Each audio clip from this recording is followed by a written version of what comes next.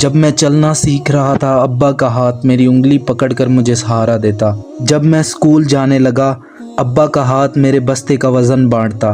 جب میں بیمار ہوتا ابا کا ہاتھ میرے ماتھے پر دعا کے لیے اٹھتا، وہی ہاتھ جو ہر لمحہ میرے ساتھ تھا۔ لیکن جیسے جیسے میں بڑا ہوتا گیا میں نے وہ ہاتھ نظر انداز کرنا شروع کر دیا۔ اب میں بڑا ہو گیا تھا، نوکری مل گئی تھی، دوست بن گئے تھے، زندگی تیز ہو گئی تھی، مصروف ہو گئی تھی۔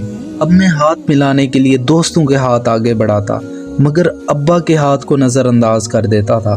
ابا اکثر میرا ہاتھ پکڑنے کی کوشش کرتے لیکن میں کہتا ابا پلیز میں اب بچہ نہیں ہوں۔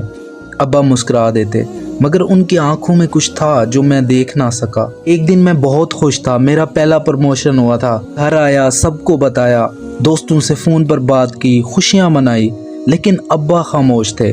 انہوں نے کچھ نہیں کہا، بس مسکرا کر مجھے دیکھا۔ جب میں اپنے کمرے میں جانے لگا ابا نے ہاتھ بڑھایا، بیٹا مبارک ہو، مگر میں ہمیشہ کی طرح جلدی میں تھا۔ میں نے ہاتھ نہیں ملایا، بس سر ہلا کر اندر چلا گیا۔ شاید یہ پہلی بار تھا جب ابا کا ہاتھ خالی رہ گیا۔ وقت گزرتا گیا، زندگی مزید آگے بڑھتی رہی۔ ایک دن میں نے سوچا کتنے دن ہو گئے ابا کا حال پوچھے۔ میں ان کے پاس گیا، دیکھا وہ خاموشی سے بیٹھے تھے۔ میں نے ان کا ہاتھ پکڑنا چاہا مگر وہ ہاتھ پہلے جیسا نہ تھا۔ وہ ہاتھ جو ہمیشہ مجھے تھامتا تھا اب کمزور ہو چکا تھا۔ وہی ہاتھ جو ہمیشہ میرے لیے دعا کرتا تھا اب کانپنے لگا تھا۔ تب مجھے احساس ہوا کہ میں نے اپنی مصروف زندگی میں وہ سب سے قیمتی چیز کھو دی تھی، ابا کا ہاتھ۔ میں نے آہستہ سے وہ ہاتھ پکڑا۔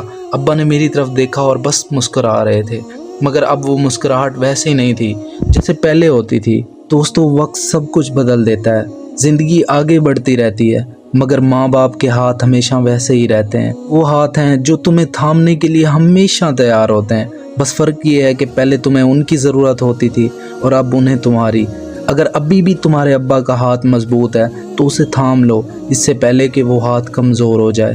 اگر یہ کہانی دل میں اتری ہو تو ابھی جاؤ اور اپنے ابا کے ہاتھ کو تھامو، اور اگر واقعی یہ پیغام تمہارے دل کو لگا ہے تو ایک لائک ضرور کرو، کیونکہ صرف یہ ایک ویڈیو نہیں، یہ ایک احساس ہے۔ اور اگر تمہیں لگا کہ یہ کہانی کسی اور کے دل کو بھی چھو سکتی ہے تو فالو کرو۔